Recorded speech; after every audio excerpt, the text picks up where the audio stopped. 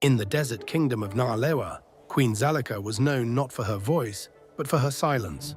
She had once been the daughter of a gold trader, a woman of sharp wit and bold laughter. But after marrying King Obadel, her voice vanished from the court.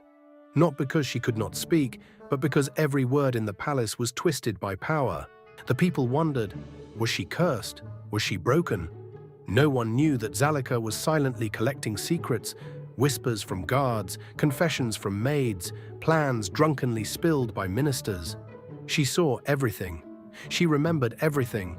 King Obadele, once a beloved leader, had grown cruel and paranoid. He built towers while markets starved. He exiled the old wise men. He married Zalika for her beauty, but dismissed her mind.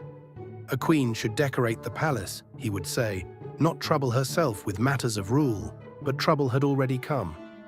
The river Inu had dried. Traders were ambushed in broad daylight, and the people began to chant the name of an exiled prince, Kaloum, the king's half-brother, once banished for speaking against Obadel's tyranny. One night, Zalika stood alone in the moon garden and carved the words "Truth rises" into the stone bench, where it could be found by those who still believed. She knew the kingdom was collapsing, and so she prepared. She quietly gathered the king's forgotten allies, the old herbalist in the hills, the young warriors who had watched their families suffer, the merchant women who once sold salt and now carried blades beneath their robes. Then, on the Festival of Flame, when the whole kingdom gathered to praise the king, Zalika appeared on the palace balcony, draped not in silk, but in a warrior's robe. For the first time in years, she spoke. I was silent so I could listen.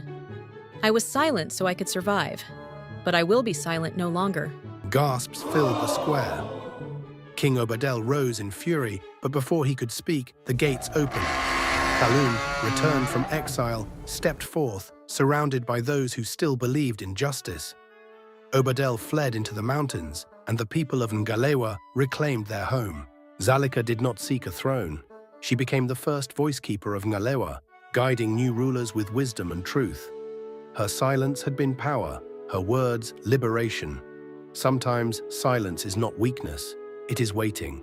And when the time comes, one word can shake a kingdom.